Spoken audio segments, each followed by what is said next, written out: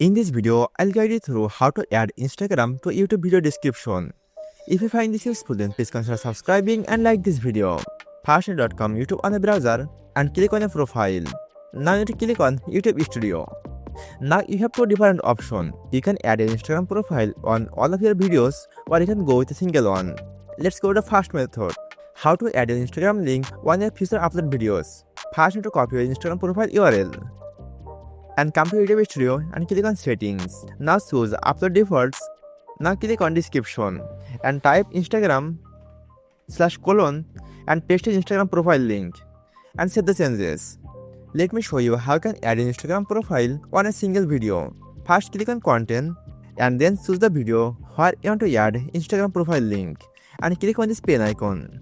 Now on this description, again type Instagram : and paste your Instagram link and save the changes.